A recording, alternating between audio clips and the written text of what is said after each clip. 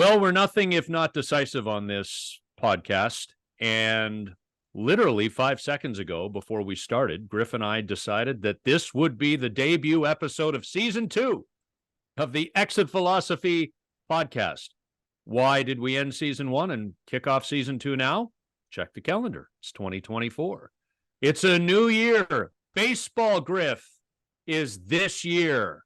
Happy New Year, my man, if I'm allowed to say that on January the 8th, 8 days after the new year.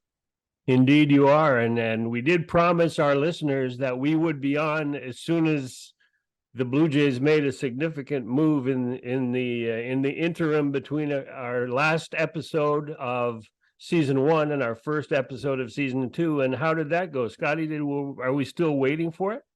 Well, you, good listener, or if you're watching at youtube.com/exitphilosophy, you can check the archives. And if you can manage to locate all of the episodes, the magic ghostly episodes we've done in the last few weeks since going on a holiday hiatus, then you're on LSD, because they're coming out of nowhere. They're coming out of dream world, man. We were ready. I'll tell you this. I'll tell you this, Griff. Being back in the Toronto area for the holidays, the one thought I did have with the greater than sign, IKF is greater than QEW. I was in traffic a few times, and I was thinking to myself, man, oh man, this brings back memories. But Isaiah Kiner Falefa, and we're just sitting here waiting for the Toronto Blue Jays to make some moves that are going to convince us that this year's team is going to be better than last year's team. Bringing back Kevin Kiermaier is a saw-off at best, and I know he's excited to be back. It's a one-year contract, so there's very little risk. But I mean, if I'm wrong at the end of September, I'll raise my hand and say it. I'm always willing to throw that out there. If you are going to sell me on Kevin Kiermaier being as good an offensive player in 2024 as he was in 2023, then you also need to sell me that bridge you own. Because if I'm going to buy it, I'm going to buy everything, and you can just take my money. And Isaiah Kiner Falefa, okay, 2 years, $15 million, utility infielder type, doesn't hit much, plays good defense. This feels like a rich man, Santiago Espinal. And when I say rich, I'm talking about middle class. Well, I'm dating myself, but do you remember the expression bringing coals to Newcastle? I'm not talking Darnell coals. I'm talking the actual coal to Newcastle, because that's where they mine coal in England, and the expression was, well, you don't need it.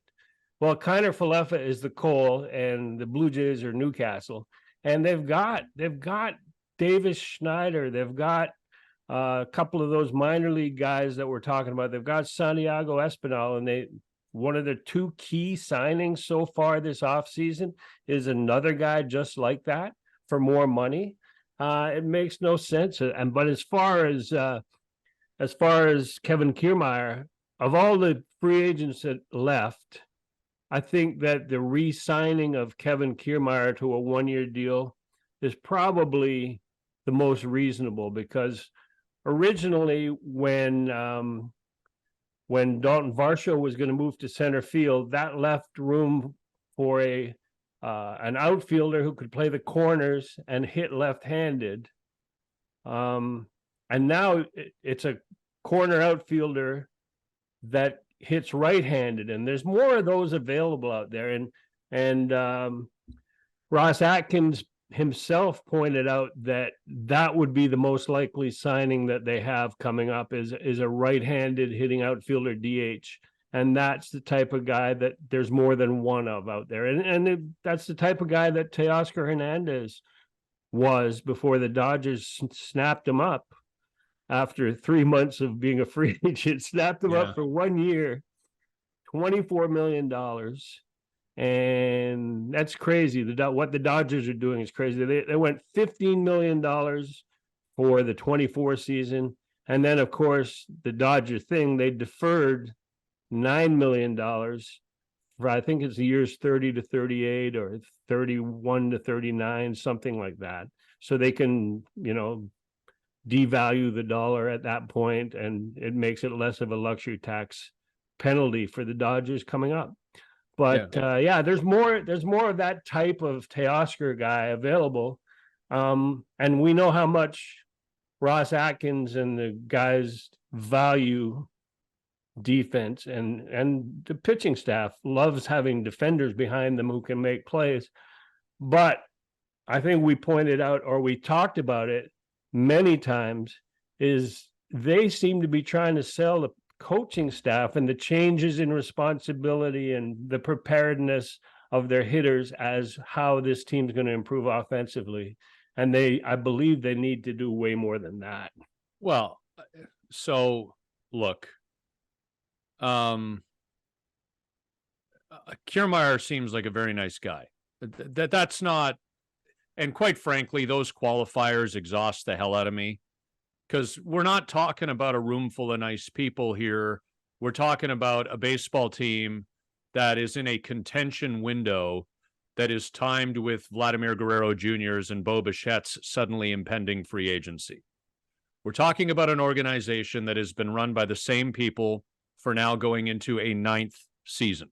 We're talking about an organization that certainly, inarguably, has a bottom third farm system and potentially, arguably, a bottom quarter farm system.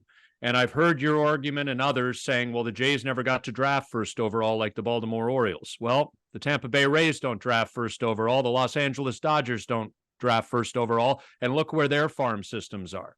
And the Jays haven't made a horde and run of trades to acquire now talent that has drained their farm system. I get Austin Martin, Simeon Woods, Richardson for Jose Barrios, and there are other examples.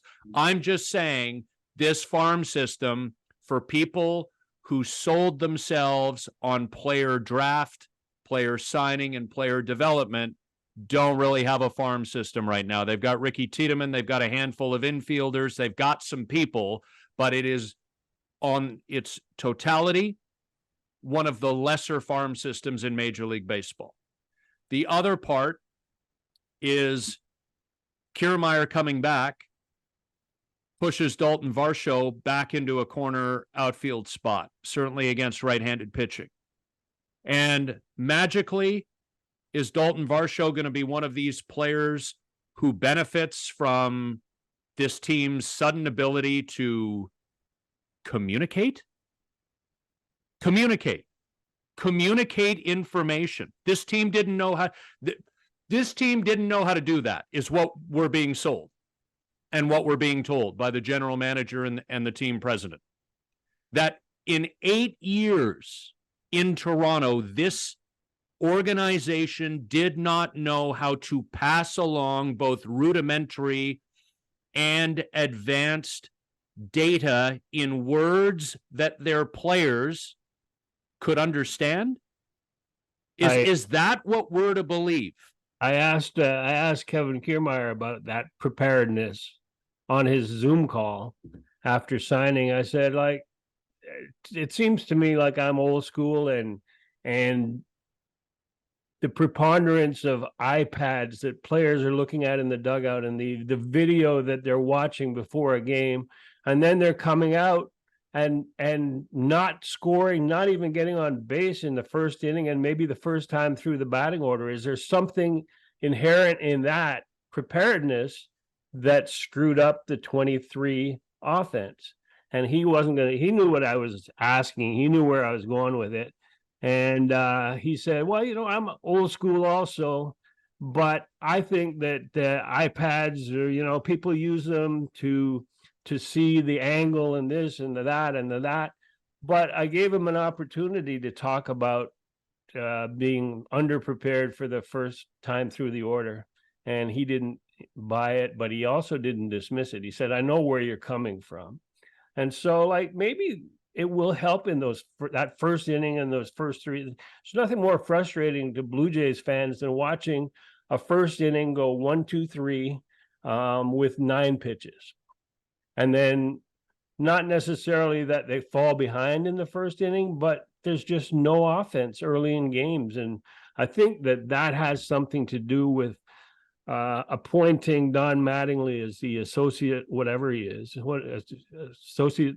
What is he? He's the bench coach and the offensive coordinator. Offensive coordinator. And DeMarlo Hale is the new associate manager. Yeah, and Matt Haig is now another assistant hitting coach. He was in Buffalo, and he obviously primed all those guys to come up. Davis Schneider, Aralvis. I just like Griff. I mean, I've said my piece on this front office, and I know it sounds negative, and I had a couple conversations with different people, family and friends, over the holidays, and in my travels to and from Halifax as I went back to the GTA for the Christmas and New Year's seasons. And, you know, people want the Toronto Blue Jays, as Blue Jays fans, to win. They want them to succeed in the regular season, succeed in the playoffs, and maybe win a World Series. And the loyalty to the crest and the loyalty to the city in the 4 games each year that the Blue Jays wear their road grays, the loyalty to the city on the jersey when it says Toronto, supersedes the ability to actually reason this stuff out. And that's my view on it. You cannot tell me, and you're not trying to, and when I say you, it's the proverbial you can't sell me that the Los Angeles Dodgers are out here playing checkers by signing all of these players. And the deferral stuff we can talk about. If that is such an issue, first of all, if the Dodgers were breaking rules, they wouldn't be allowed to sign these contracts in the way that they've signed them with Ohtani and with Teoscar and others. And if what they are doing is upsetting enough other teams, etc., then that will have to be collectively bargained out of the next CBA. And so that's a possibility.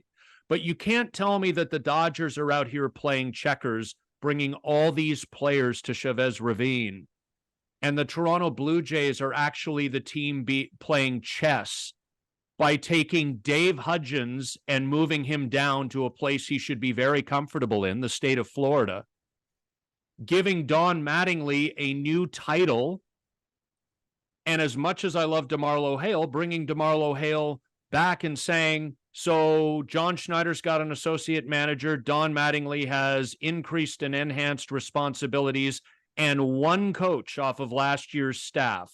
I mean, I know Louis Rivera retired, but one coach off of last year's staff has been moved to another position within the organization. There, our work is done. I used to do radio guest hits all the time. It was one of my 19 full-time jobs that I did for one salary. And I would always say in January and February, whenever I was on the radio, I am waiting to dissect and judge the roster at the start of spring training. So I'm not going to jump to conclusions in the middle of the winter when there's more work to be done. I will hold to that here. But we only know what we know on January the 8th.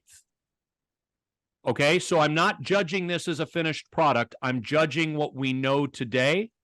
And I would make a clear and succinct argument that this team is an 80 to 84 win team right now in the 2024 season. This team misses the playoffs with 80 to 84 wins if this is the roster going into the season. So the next 6 weeks should be pretty interesting. I think you're being generous with 80 to 84. Before they added Kiermaier and Isaiah Kiner-Falefa, I had them at 72. And the addition of those guys and being generous, I would say 77 to 80 win team right now. But there's two things that I have to object to. One is what the Dodgers are doing is not like anything that Bobby Bonilla did with the Mets, where he's still being paid. where what Pat Henkin and Dave Stieb did in terms of in annuities down the road that assured income in their 50s and 60s. What the Dodgers are doing is trying to game the system. And what they did, deferring all that money for Shohei Ohtani and then devaluing it in terms of current dollars to lower their penalty on the luxury tax. What would stop now a 10-year deal? And there's some 10-year deals out there for big money. Why don't those teams try and apply to have the money, the value of the dollar in 2033 reduced to what their economists project it will be, and then they can claim the same thing that the Dodgers did with all their deferred money. I just don't see because the contract. You're saying why don't they do that with contracts they've already signed? Because those contracts are signed. No, the upcoming contracts. Like what makes the deferred money any different in terms of lower value than dollars that are being paid 10 years down the road? But my point is that if this any contract that's already signed is signed. So yeah, but my point is if this is such an issue, or if it becomes a greater issue, and I agree with you, teams should do this if it works for them and they're able to. But if it becomes an ongoing issue and baseball decides it needs to nip it in the bud, then that's a CBA. Oh, definitely. Pillar. Yeah. I mean, the Dodgers aren't cheating. They're just gaming the system, and it will be addressed at some point, even before the renewal of the next collective bargaining agreement, because they have the ability to go in and correct things like they did with the drug culture and steroid testing and whatever. So they have that ability, and I think it will happen. But the Dodgers have that money down the road that a lot of organizations don't have. So nobody could really compete with them on the Shohei Ohtani, because what owner, especially with TV deals in 15 or 16 markets up in the air, what owners would say, okay, I'm ready to commit 20 years down the road for $68 million. Whatever it is. Yeah. Yeah. And the other objection that I have is that you lump me in with those who said that the Blue Jays haven't had a first round pick or a top pick in years. I don't believe I've ever said that. What I have said is that the advantage that the Orioles and the Orioles and the Rays in the 90s had was that they did have that continually every year, a top first, second, third pick overall, and the Orioles took advantage of it. I didn't say that. Well, they have recently too. Right. Yeah, they went through a period of 100 lost seasons or last place finishes, which we've both agreed the Blue Jays will never be able to do anymore now that they've sunk $300 million into renovating the stadium and creating those new diamond clubs. They won't be able to do that. They won't be able to say, okay, we're going to lose consistently for the next 4 years. Just bear with us, because fans who are buying those memberships are not bear with us type fans. They'll go and they'll say, they're not winning. I'm not taking my clients. I'm not going. And that will create a situation that spirals downwards, and the Blue Jays aren't willing to do that. Yeah. No, my point was that the Blue Jay. No, but my point was that the Jays, I don't have a laundry list of trades that have sent prospects elsewhere that justify where this farm system on the whole is right now, especially given one of the sales pitches of this front office coming in, which is that you draft and you develop. I mean, there's Vladdy, there's Bo, there's Danny and Alejandro. Then there's some guys, but the entire pitching staff and the starting rotation are mercenaries. Jordan Romano is developed by this organization, but was legitimately, technically lost to the Rule 5 draft and then brought back. So, all I'm saying is that I would have expected more fruit to have been born, especially from people who sell their ability to draft and develop. Now, the Jays could win 100 games this year, Griff, with the help of 3 or 4 moves between now and the start of spring training, could go on and win the World Series, and everybody can come back and show me the receipts of all the stuff I've said. But, I'm not bought in on these guys. I'm not bought in on this front office. It's been going on too long. The National Football League is dealing with it right now. It's Black Monday as you and I sit here, and Bill Belichick, for as wonderful as everything has been in terms of the results for him for most of his quarter century as head coach of the New England Patriots, a lot of people are saying, you know what? It's just time. In my view, we've already passed it, but I think we are getting to the it's time part with this front office. It's time to defecate or get off the porcelain. And that's what 2024 is. It's time. And I don't want to hear that baseball's hard. And I don't want to hear that it's competitive and things happen and bad luck and blah, blah, blah. I want to see accomplishment. And your process is supposed to lead to result. Your process leads to results. You can't fall back on process.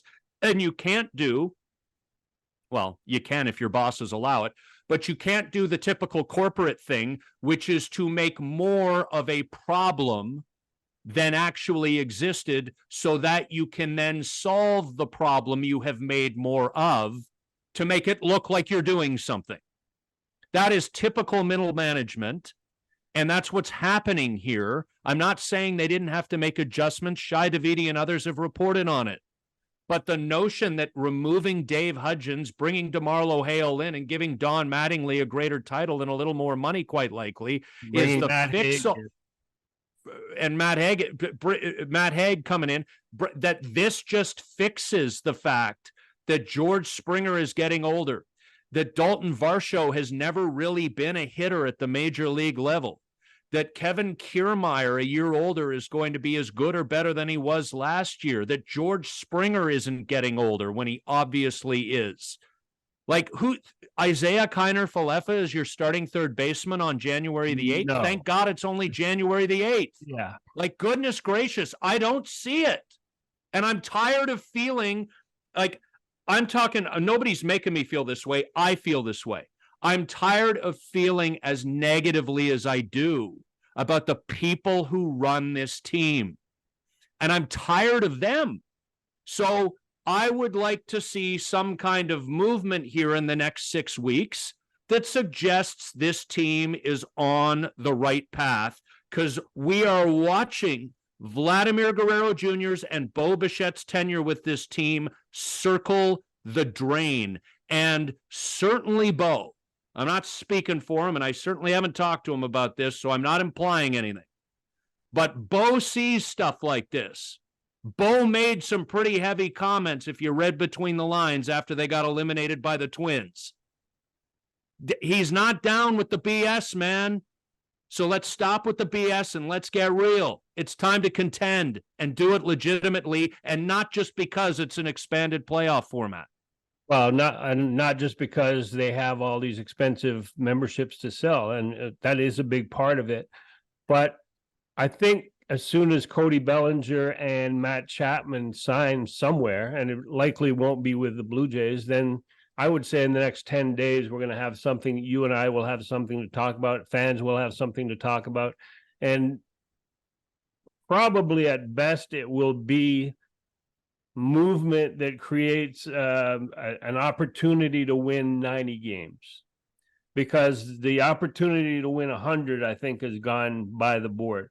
But another point I have to make is that teams with bad scouting and bad farm systems are the ones who are really on board with reducing farm systems to 4 teams. Every team in Major League Baseball now has only 4 farm teams, and it used to be that they'd have 7 or 8 that have 2 at certain levels, the lower Class A levels, and the good scouting teams could fill those with prospects or with enough good players that they have an advantage over everybody else. Now, the bad scouting teams and player development systems are with those 4 teams. There's 20 rounds in the draft instead of 50 or whatever it was.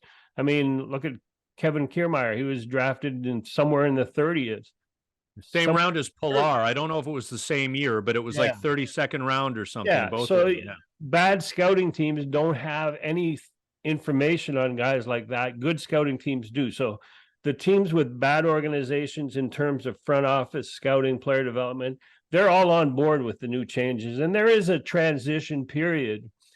And I think that in 2020, when the minor leagues shut down, Major League Baseball learned a lot about developing players, that you don't need to send a guy to Asheville or to Greensville or wherever the hell they were going, that you can send them to the player development complex, give them hands-on training, have all the technology available. And that's what happened with Alek Manoah. He got sent there. He was also part of that 2020 remote training site in Rochester.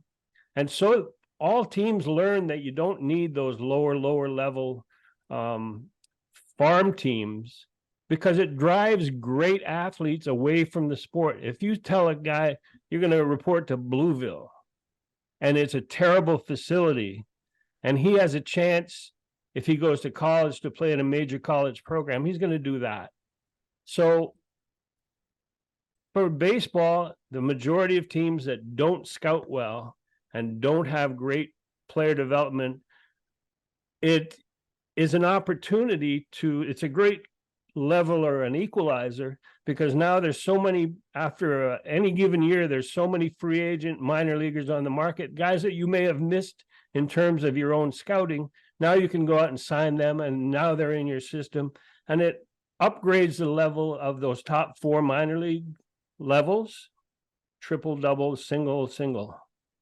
And I think that there's a transition going on. I don't think it's the same argument against bad player development that it used to be. And the Jays have showed, you mentioned the Barrios trade. They've showed that they are willing to trade away top prospects for immediate help. And they're going to have to do that, I do believe, if they're going to succeed immediately, which they have to do. Yeah. So they're going to be, the only guy I wouldn't trade is Ricky Tiedemann. I would trade guys like Orelvis Martinez. I would trade guys like that. Barger. Yeah, definitely. I would trade Davis Schneider in a heartbeat.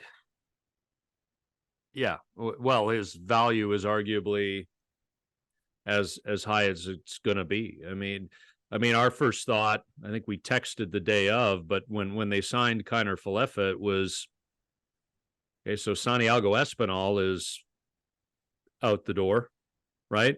Yeah. And Santiago, to me, obviously an all-star in 2022, and then had a bit of a second half falling off. His defense suffered. He wasn't as good on the bases this year, Griff. I think he muscled up too much for his body type. That's just my layman's theory. Like, he just was not as athletic as he was in years past.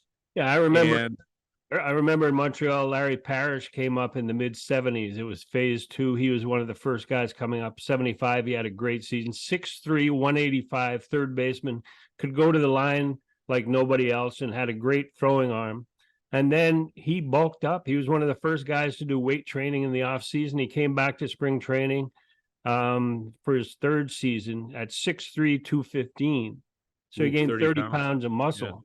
Yeah. And, the natural way, he didn't enhance or anything like that, because that was back in the late 70s. And his defensive ability definitely was diminished. He didn't go to the line as well. And there was always an argument. Jim Fanning was the GM at the time, and he told his players not to work out with weights in the off season because it would hurt them as ball players. So that's how much this game has changed. But with Espinal, I could see exactly what you're talking about, and I've seen examples of it in the past. So I'll throw this at you, because I want your opinion, and we didn't actually map this part out as we were preparing for this episode. And it's just come to me, so it wasn't like I was going to spring it on you. But I actually fight myself, Griff, with the am I too negative on this team issue all the time, because it doesn't feel good to be down in the dumps. I will only say what I feel, what I see, what I feel when it comes to this group. And I do say what I see and I feel when it comes to this group, and not an entire lot of it is positive, as you can tell here today. So what I can't tell is am I completely and totally out to lunch, and I should just fall back into the, well, here's Isaiah Kiner Falefa's handedness and his abilities at second base, third base, this, that, and the other thing. He's a versatile utility player with an 87 or whatever the hell it is career weighted runs created plus, and fits this profile for the Blue Jays, and leave it at that? Or should I continue to give my opinions on this? Like, we live in a world now where it's almost like people don't want the friggin' truth about anything. They want confirmation of their biases, or they want to be made to feel good about something they love, even when the worm is starting to turn in a negative direction about something they love. And I would argue that it didn't just start to turn with this Blue Jays team, but that a window is closing, that the train has passed the station without even making a stop. There's not an aspect of what we talk about where you're being too negative about it. You're observing what a lot of fans see in terms of this team that hasn't been doing enough. But in terms of balance on this podcast, I think that we do a good job of that. In fact, Mr. Negative You is suggesting 80 to 84 wins, and Mr. Positive Me is suggesting 77 to 80 wins. So there's a good balance in there. And the fact that we can discuss what needs to be done, obviously this Blue Jays front office discusses the same thing, but has been unable to do it. And as you said, the window is not going to be forever. The window of opportunity with this group, it goes right along with the futures of Bo and Vlad, because then it becomes another group. If it's not Bo and Vlad being extended, or at least one of the two being extended, but I think it needs to be both, then this window closes in 2026, because they've got this year and one more year. But Griff, taking out the injury caveat, right? So if somebody offered you $300 million over 12 years, 10 years, 12 years today, or 350, whatever the number is going to be for, let's use Bo Bichette. Understanding that if you sign it today, that money is then guaranteed and it's coming to you, even if you tear your ACL, MCL, PCL, your knee's never the same, you're never the same player, and you're out of the league in 4 years. The Prince Fielder example might even be better, although Bo and Vladdy will both be much younger than Prince when Prince did his deal with, at the time, the Detroit Tigers. Other than the injury caveat, if the money and the years are going to be the same for Bo Bichette 2 off seasons from now when he hits free agency, why would you sign? Why would you not go to market and see what's out there? What gives you confidence about this front office, this ownership group, other than the obvious, and you've pointed it out about, well, we got luxury seats, and the 100 level along the infield and behind home plate is now for the uber rich people in the city, and we need them to show up, so we have to try to contend. I'm not talking about effort. What about this ownership and front office gives you the confidence that they have the ability to do it better than other places around the league that would pay you the same or maybe a little bit more? I think the comfort level lies not in the front office, but lies inside the walls of the clubhouse. And those guys have earned their spot in that clubhouse, Bo and Vlad, and they know their position of leadership. They know that people look to them and they know what goes on in that clubhouse and in this city. And that comfort level is, I think, a big part of what we're talking about. I remember back in the late 70s when free agency was starting up, and the fear among front office groups, and I was with the Expos at that time, the fear among front office groups was, given all that money that's going to be out there, what makes anyone think that the free agents, the big free agents, are going to have enough money to live comfortably? So the next step is playing where they want to play. And the guy, Darryl Strawberry, at the time, I remember the discussion was, well, why would Darryl Strawberry not go to LA? Because he's from LA. All the money that is being offered to free agents, and it was a fraction of what's being offered now, but was enough to live comfortably. So why would people not go to an environment with great weather, an organization that's always winning? And whenever I think about Darryl Strawberry in the late 70s and Reggie Jackson turning down Montreal and going to New York because it's New York, I think about the current Dodgers and the advantage they have in terms of signing Shohei Ohtani, in terms of signing anyone, really. And yeah, that's a good question that you pose. Like, why would Bo and Vlad sign with an organization, given that they can get that money somewhere else in 2 years? And my thought is that it's a comfort level, a leadership thing, a pride thing, and they want to see this happen in Toronto as a Blue Jay. Well, I'll say this for Vlad, because I'm on board with him, and I want the best for both those guys, because I think they've represented the Blue Jays organization extremely well. I'll say this for Vlad, and he looks great. He's been posting on Instagram, social media. He's cut weight, appears to be in great shape this offseason.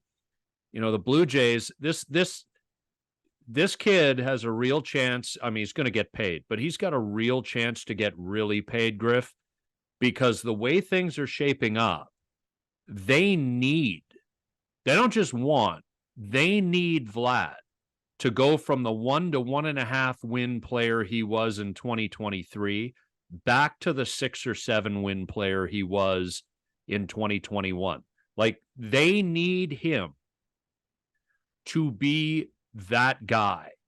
And if he is that guy in 2024, he'll then be 1 year removed from his free agency. And he'll be looking at every Brinks truck that drives by in his neighborhood going, one of them is for me and me alone very soon.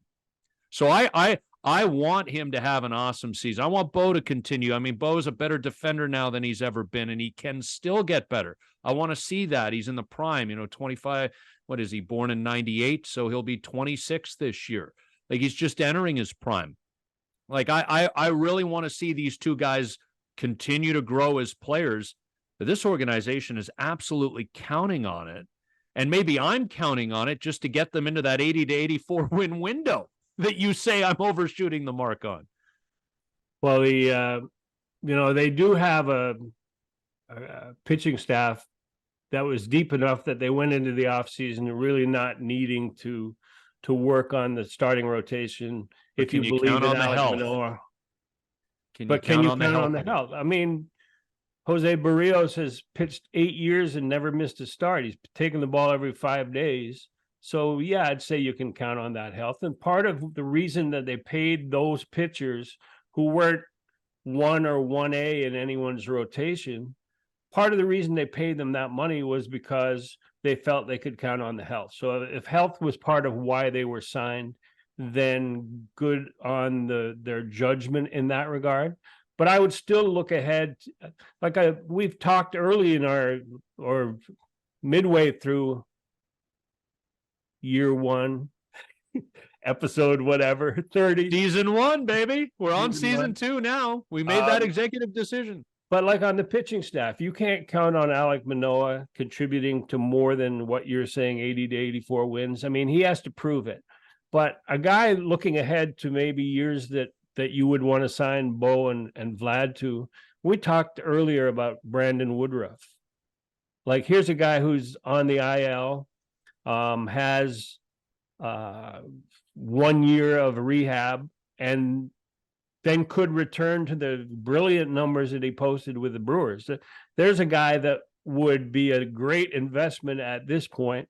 And then, you talk about pitchers that are out there now. There's a guy with the Marlins that the Yankees are supposedly interested in, who has some great numbers and has 3 years of control.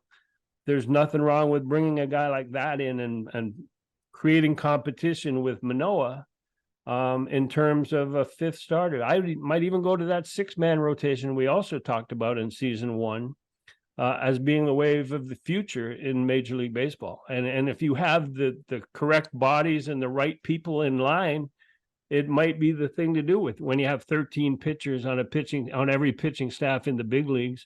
That 13th guy you're only bringing in when your team is behind, when you don't believe you can win a game, or when you're so far out in front that he needs the work. So that 13th guy could become your 6th starter and very easily make those other pitchers healthier, more effective. And I think that, in fact, I ran it by Pete Walker, and he didn't have any objection to the theory that the Jays go into the 24 season with a basic 6-man rotation. Well, and I when I say this, Griff, I'm definitely not calling you old, but I am saying when you were a much, much younger man, there were 4-man rotations, right? And 4-man rotations became 5-man rotations.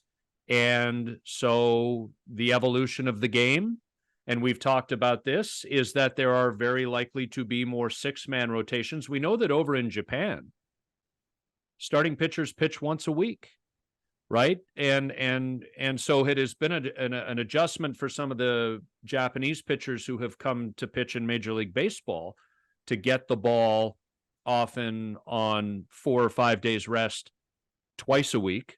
I do think Major League Baseball is headed in that direction, in the very same way that we kind of laughed when, I said we got to give Don Mattingly a headset now that he's an offensive coordinator, right? But that was tongue-in-cheek and out of fun, that maybe the Blue Jays are not necessarily ahead of a curve, but part of an emerging curve here now, where as the number of coaches in the dugout increases around baseball, they're going to end up with different titles and going to have enhanced and extra responsibilities day in and day out. And that's where we're going to 10 to 15 years from now, I don't think anybody's going to blink an eye at a baseball team having an offensive coordinator.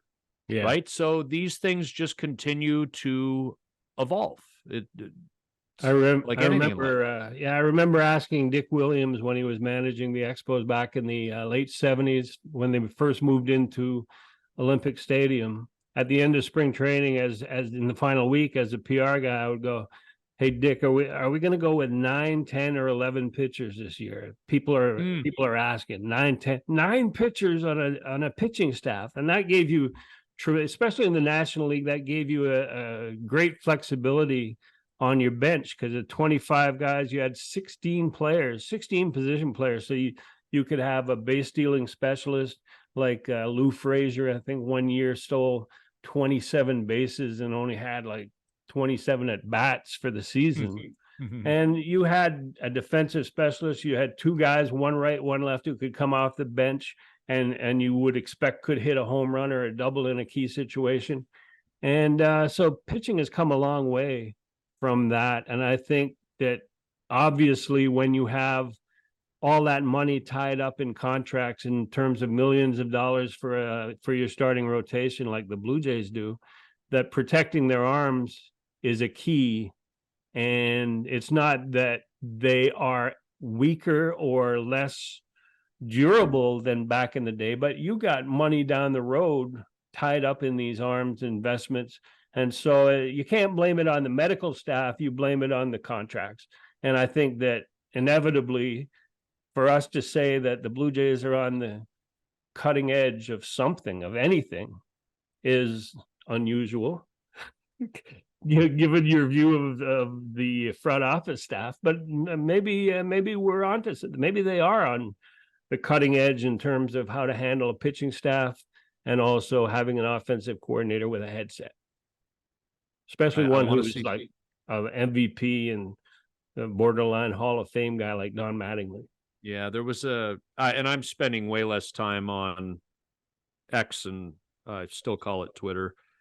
I don't know. I just generally have issues with anti-Semitism and being a bad human being, like the guy who owns X. So I just kind of find myself pulling away from it. But there was a certain online portion of the Blue Jays fan base that decided Don Mattingly was the bad guy in all this last year because he made some comment either last spring or early in the season that we're just not a group of 30 home run hitters. And did he not turn out to be correct? I mean, maybe he said that not because he doesn't think teams should be comprised of 30 home run hitters. I think he said it because he looked at the group and said, there aren't a lot of home run hitters in this lineup. At least not enough that are going to hit 30 plus. I think that was the point he was making.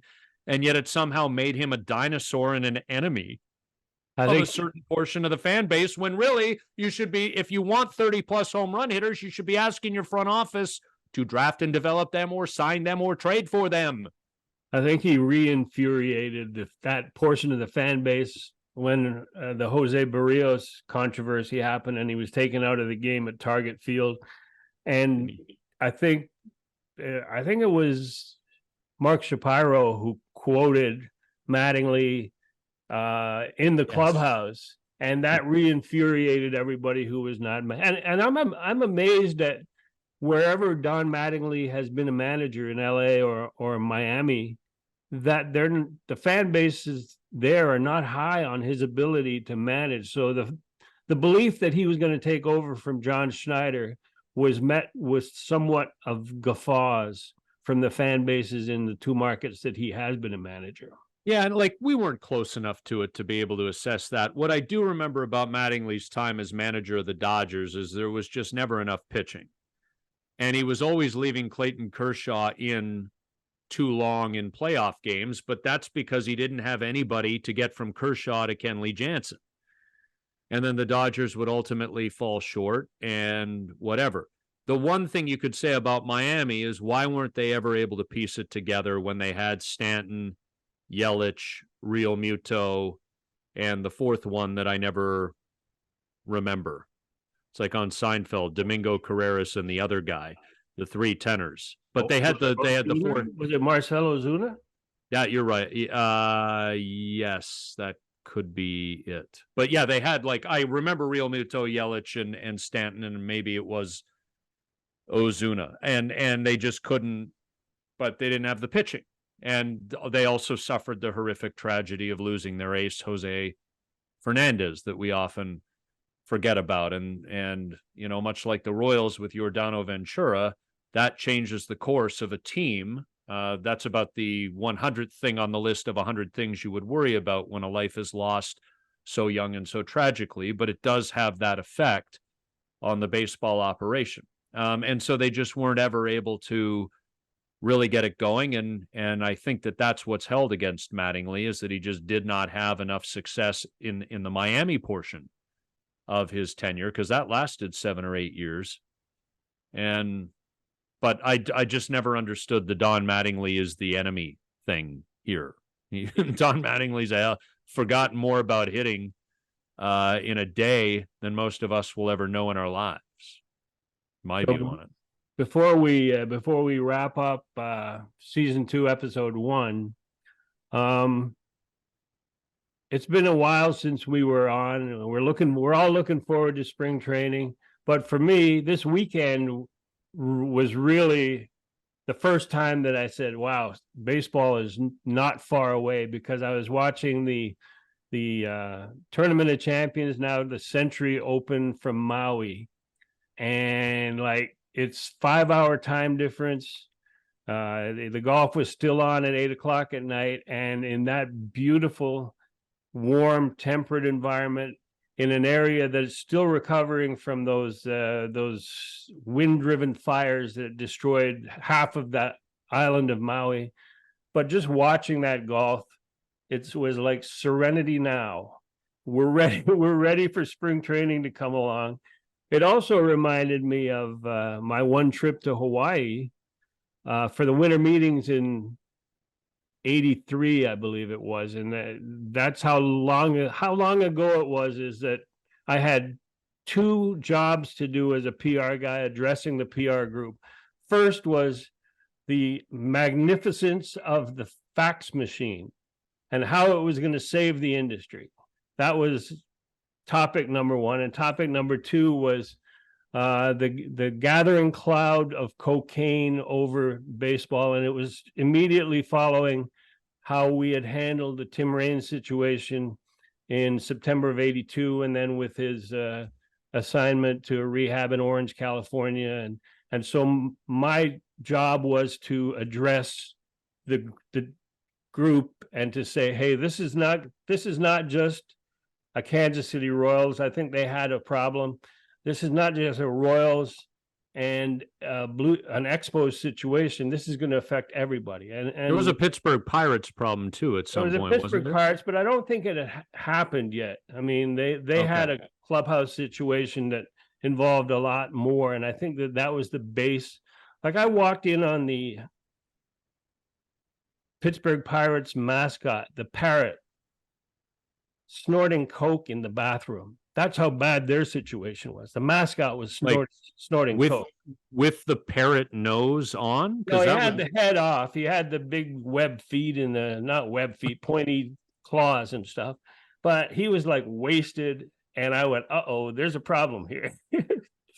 I asked that just to be clear, in case you're not watching on youtube.com/exit philosophy. I asked that question in jest, but the point being that the parrot nose would be large and could hold a lot of powder. Yeah.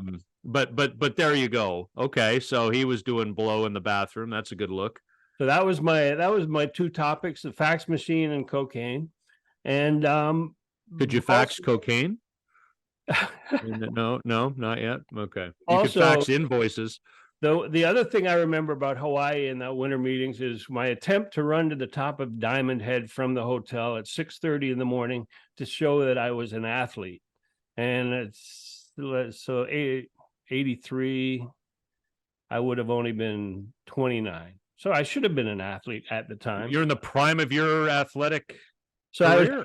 I was running with Ed Wade, who was an athlete. He was a marathon runner, and he was the PR guy with the Phillies. He went to Houston and became the assistant GM, and then went back to Philly and was the general manager. But at the time that I ran to the top of Diamond Head with him, he was a PR guy with the Phillies. So we started up the slope towards the top of the dormant volcano, and about 500 yards in, I stopped. There was a coffee shop. I said, I'm going in there. I'm whipped. Like, it was so humid at 6:30 in the morning. And then I said, just pick me up when you're coming back down and I'll run back to the hotel with you. So like at 7:15 or however long it took him to run to the top and back, I saw him coming. I went out and I joined him, and we ran back to the hotel another 500 yards. And my boss, John McHale, and his wife, Patty, were wandering out at 7:15 in the morning. And he was so impressed that I had run to the top of Diamond Head and back. I didn't have the heart to tell him what had really happened until about 15 years later. And he had a good laugh. He realized that I was a lifer in baseball and that I wasn't an athlete. But it changed his mind about me just being a party guy there for a good time, and probably changed my career. But that's my Hawaii story. Like, seriously changed your career. Like he thought they were looking at me askance. Askance. Oh, there are many ways to be looked at. Askance is not one of them. Right. Is not one of them. And I'll confirm that later when I look up exactly what askance means. But that's a great. So you waited for Ed Wade. And tell me, Griff, at 6:30 in the morning, first of all, congratulations for being awake that early. unless, of course, it had just been a carryover from the night before and you hadn't gone to bed yet. And I'm just It was pleased to hear you close. were sweating because it suggests there was some hydration in you Right. It was like that could come out. it's 11:30 in the morning in the Eastern time zone, so we had to be up by that time anyway. And Ed Wade the night before had suggested that it was a good way to sort of get ready for the day. And I'll just say that for the next 5 days, I did not go back to the top of Diamond Ed or to that coffee shop again. One other thing before we go is the NFL playoffs. I think we need to go down the list because unless the Blue Jays make some huge move between now and next Monday, those games will have been played. So let's go down the list here. So you've got the betting lines as they are right now, and as we're talking, it's Monday, December. Yeah, December. I'm all right. Monday, January the 8th.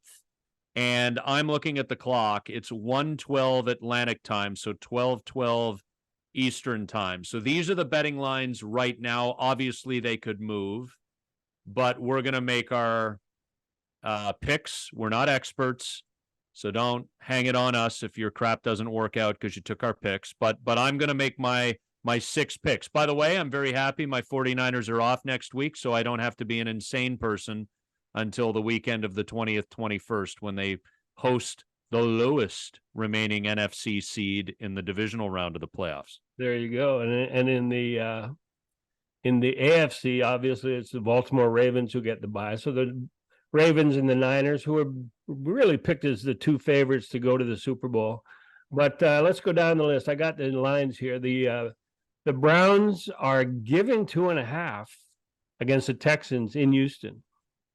So my dad is a lifelong Browns fan. Back to the Jim Brown days. This goes back to the late 50s when he was a little guy. So he's been a Browns fan for 65 years, at least, I would say, at this point. And I am rooting hard for the Browns. And when I make this selection, I am not saying that Houston is going to win this game. But I do think it is going to be that close. Now, the Browns went to Houston a few weeks ago and beat the Texans, but that was one of the 2 games that C.J. Stroud, who almost certainly, well, maybe it'll be Puka Nacua, but almost certainly will be the offensive rookie of the year, their quarterback, missed with a concussion. Stroud's going to be playing on Saturday. So I'm going to take Houston to cover this spread. But I could see, for example, the Browns being down a point or 2 and driving in the final minute of the 4th quarter and kicking a game-winning field goal to win by a point or 2. So I'm going to take Houston to cover this spread, but I'm not necessarily saying the Texans are going to win the game. A piece of trivial information here about that game. Clayton Richard, former left-hander with the Toronto Blue Jays, was a quarterback at Michigan the same year as Joe Flacco was a quarterback wherever he was. And coming out of high school, Clayton Richard was rated higher than Joe Flacco in the same class. So I'm going to have to not go with Joe Flacco. I'm going to have to go with C.J. Stroud and the Texans. I think they'll win that game straight up. So I just want to say Flacco started at Pitt, played 2 years at the University of Pittsburgh, then played 3 seasons, it looks like, at the University of Delaware, which I don't believe has ever been on anybody's list as a potentially top 25 ranked team. Yeah. So coming out of high school, Clayton Richard was rated higher than Joe Flacco. Now, Flacco was a first-round pick of the Ravens in 2008. So and he's won a Super Bowl, hasn't he? Yeah, and we're not going to relive who he beat in that Super Bowl, lest I cry 11 years ago. The next game is the Dolphins getting 3.5 at the Chiefs. And the Dolphins, of course, were devastated last night by the loss to the Bills, which cost them a home game. Now they're on the road against the Chiefs in Kansas City. The Dolphins are my brother Drew's favorite team. So the Dolphins were pissing me off last night because I was rooting hard for them. Now they've got injuries, right? Jalen Phillips and Bradley Chubb, their top two pass rushers, are out with season-ending injuries. Tyreek Hill is still hobbling around a little bit with that ankle problem.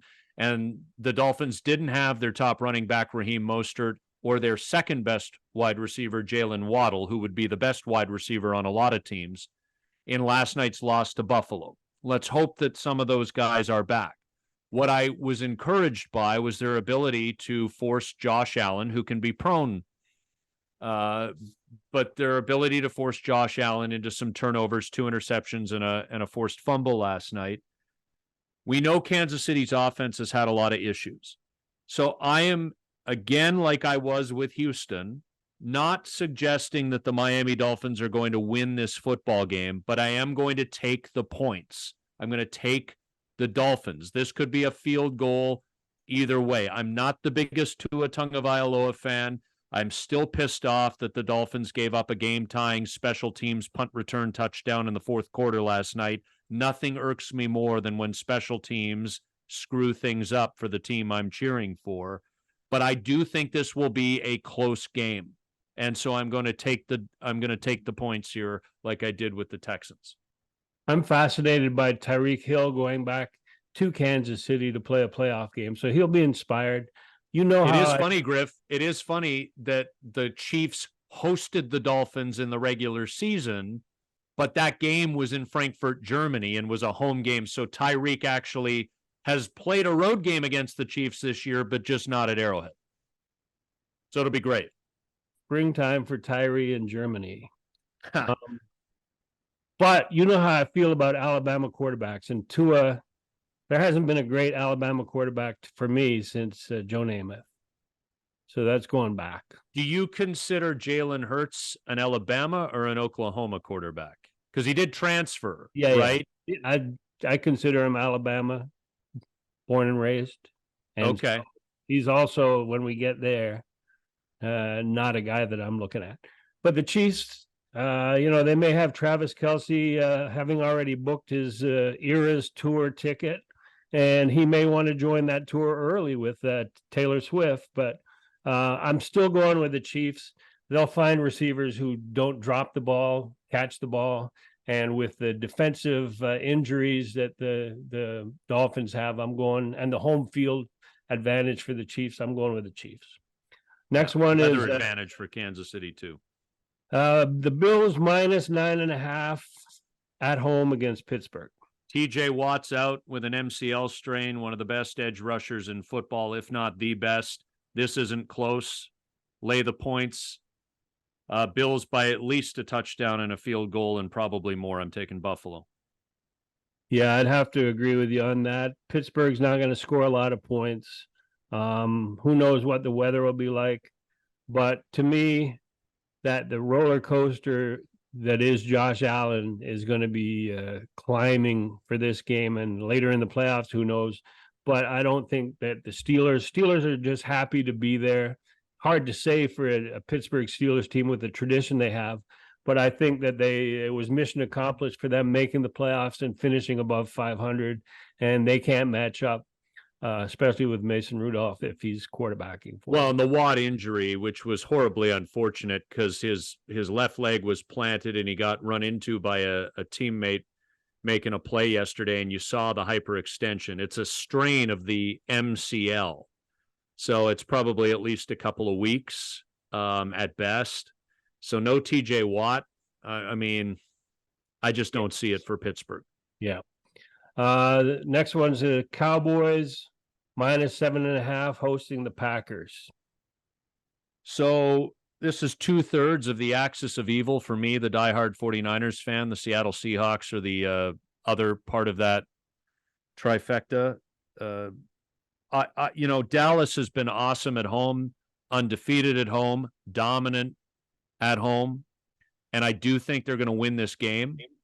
But Jordan Love has really come on. That Packers defense is meh. I think Dallas can do damage, but Jordan Love has come on. Aaron Jones, the running back. I think Green Bay is going to compete in this game. I think Dallas wins. I'm not comfortable with this, but I'm going to do it anyway. I'm going to take the points. I'm going to say Dallas wins this game by 7. So I'm going to take Green Bay. Dallas wins, but I'm taking Green Bay. Yeah, I'm a big Cowboys at home fan, but as you said, Love is starting to play like he starting quarterback should in the playoffs. And I just think that McCarthy can turn this into a less than a 7-point win for the Cowboys, no matter how much they're leading by in the third quarter. And so I'm going to take the points and go with the Pack also. There's a street named after Mike McCarthy near Lambeau Field. Like there is for Mike Holmgren, right? They're Super Bowl winning former head coaches. So is he a secret agent? I'm being facetious. But this is a big game for Mike McCarthy, Griff. If they crap the bed here. It's a cul-de-sac. Just a little roundabout named after Mike McCarthy. Yeah, no, this is a big game for the Cowboys. Packers are on the rise, and their fan base knows it. It's more important for the Cowboys. I think they'll squeak it out. So then we have the game of the week, I think, is the Rams getting 3 points at Detroit. So this is awesome because the Lions haven't played a home playoff game in 30 years.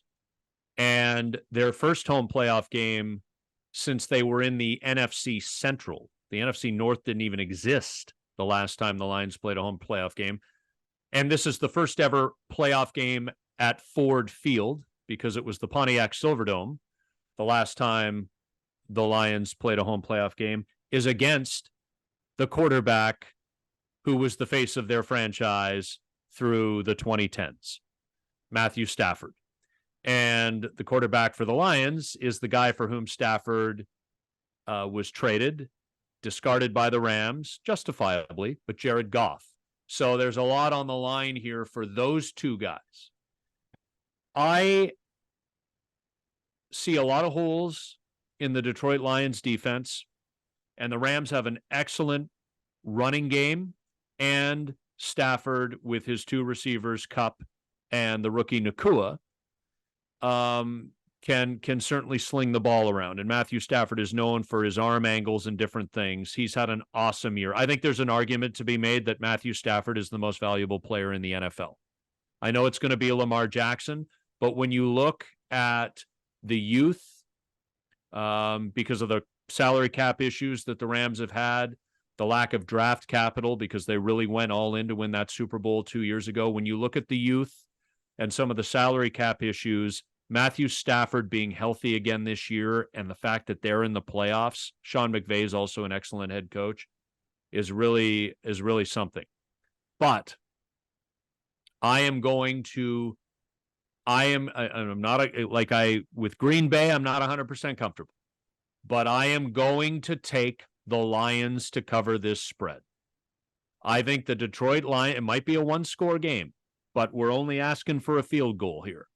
I think the Detroit Lions exorcise a lot of demons and slay a lot of the narratives around their franchise, and they somehow win at home a relatively close game by more than a field goal, maybe a touchdown or a little less. I am going to take the Detroit Lions and lay the points. Well, both those teams are fascinating. Both those teams are great to watch. But Coach Campbell, I think, is not a playoff type coach. He's a regular season coach. He takes chances. He gambles. He has players that would run through a wall for him.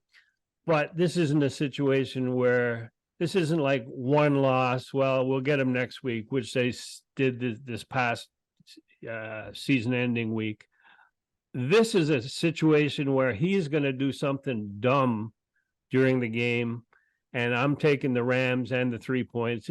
Whether it comes down to Detroit scoring a touchdown down by 7 and him going for 2, and they either win or lose on that play, that's the type of decision that he'll make that will create 3 points as being a nice cushion for the Rams. Whether they win or lose by a point, I can see it coming down to a coach's decision. Like, how can you get backed up 5 yards and still go for the 2-point conversion to win the game like he did, even though the referees sort of messed it up and everyone messed it up against the Cowboys. But how could you get backed up 5 yards and not kick the tying extra point instead of going 7 yards for the win? It's not. Yeah, and I just, I'm going to stick with the Lions because I've gone there, but Sam Laporta, who is their star rookie tight end out of the University of Iowa. Iowa is a tight end factory. George Kittle of my 49ers, who's one of my all-time favorites. TJ Hawkinson, Noah Fant. Hawkinson sadly wrecked his knee a week or two ago for the Minnesota Vikings. Noah Fant of the Seattle Seahawks. Iowa's a tight end factory, and Sam Laporta was having an awesome year. He hurt his knee yesterday and is going to miss this game. I will stay with my Lions pick, but I just remembered another reason why I should be a little hesitant about my Lions pick. They won't have Laporta, but that's a tough loss for them. So it should be a great game. And I think the home field advantage, it's funny, Griff, just the way the economy is now and different things. Teams with national fan bases typically fill half the stadiums now because locals who cheer for the visiting team coming in will buy up the tickets on the secondary markets. And then suddenly the 49ers are in Pittsburgh, a black and yellow stadium, and half of it's red. I just don't think the Rams have that following, number one. And number two, Detroit's going to be jacked for this game. It's indoors. The sound's going to get trapped in those walls and under that roof. I think the vibe is going to be amazing. So I'm just really looking forward to the game. And you can call me out next week if the Rams cover this spread or win the game outright and I got it wrong. Well, we saw that phenomenon with the fan base in Miami on Sunday night. It was Bills Mafia all over the ballpark. And I think that had a big factor because there were times where the Dolphins offense couldn't hear the signals because the noise was so loud from Bills fans. And Green Bay, I covered a game in San Francisco, playoff game. It was the game Terrell Owens made a catch for the Niners. Back in the day, it rained for 3 days, and I rented a convertible, which wasn't the greatest move that I ever did. But there were so many Green Bay fans. There was a street in downtown San Francisco that I went to, and every bar was just filled with Packer fans, and they had cutouts of Brett Favre that they were taking pictures with, and it was crazy. But in the NFL, when you have a schedule of 8 road games, it's a lot easier to do that. It's a lot easier to plan your trips, make sure you're there, buy up the secondary tickets, and just jam the place if you have that type of fan base. And by the way, I think you're right. I don't think the Rams do have that kind of fan base. That game you're talking about, that was Steve Young to Terrell Owens' final play of the game, right? Yes. That was 25 years ago this week. That was early January of 99. It was the wild card round of the 98 season. Absolutely. Amazing.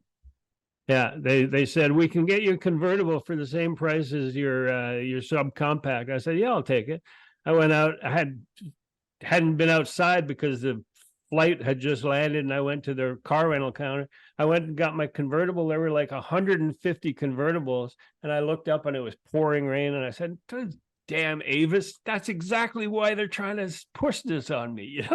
You could get a convertible. You won't be able to take the roof down for 3 days, but that's fine. And the last game that we have here is in Tampa Bay, with the Eagles giving 2.5 points to Tampa.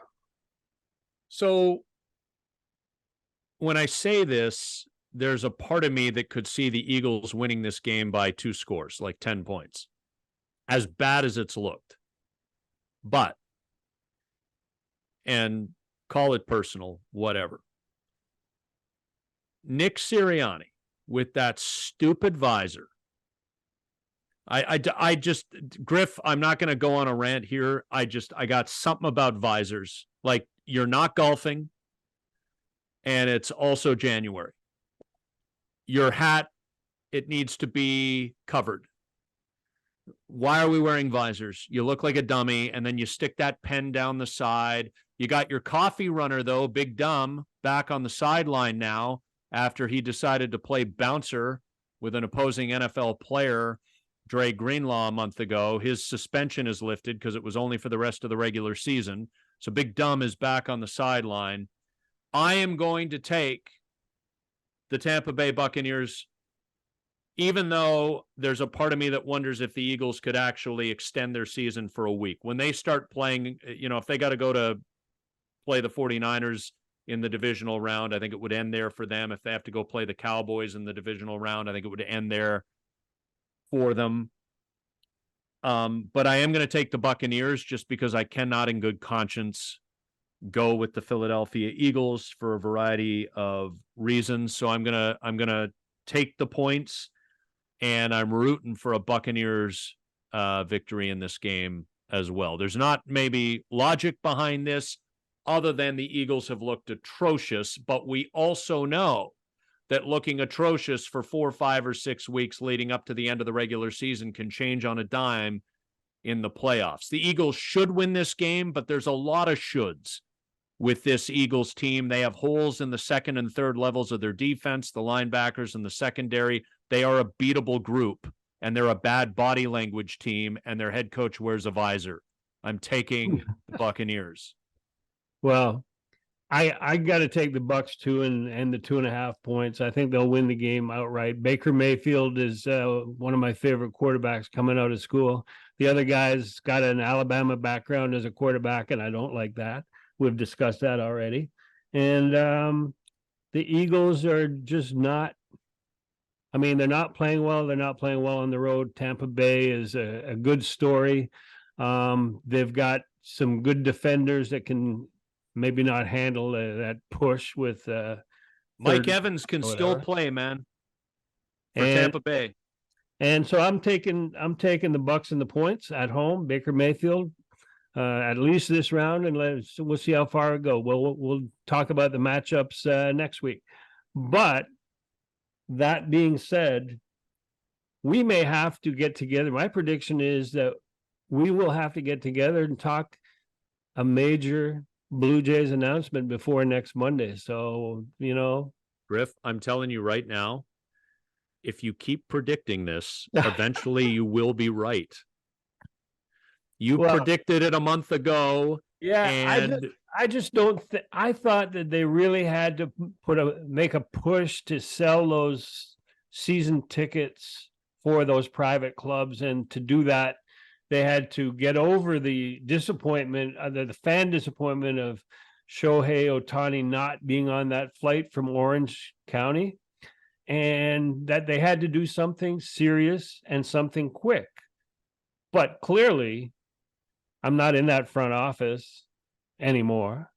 So what do I know? But I really believe that they would do something.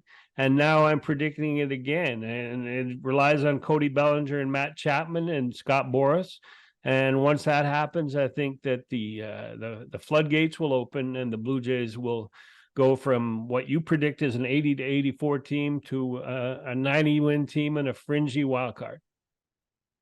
Well, we're here for it if and when it happens. And youtube.com/exit philosophy. If you're listening on the audio platforms, Apple, Spotify, you name it, iHeartRadio, we do have a YouTube page, youtube.com/exit philosophy. So you can look at our faces if you'd like, as we deliver this podcast to you. But we also go live at youtube.com/exit philosophy after handpicked games during the season, and if the Blue Jays make a significant move. And with due respect to Kevin Kiermaier and Isaiah Kiner-Falefa and the fact it was the middle of the holiday season, neither of those qualified. But if a major move is made, we will go live at youtube.com/exit philosophy. So please keep that in mind. And it's great to be back. It's 2024. Baseball is this year. Spring training is, God, Griff, what, less than 6 weeks away from pitchers and catchers? Like it's coming quick. And congratulations to the Leafs for signing William Nylander. And thank you all for listening. And thanks, Scotty, for hosting. And we'll talk to you sooner rather than later. Yeah, shout out to Willie Nylander for getting that bag, and great to have RJ Barrett back home playing for the Raptors. So a bunch of good things happening for the winter sports teams in the city of Toronto. Thank you for listening, and youtube.com/exit philosophy if anything happens between now and next Monday. Otherwise, we'll talk to you then. And griffsthepitch.com. Don't forget that. Read, read, read.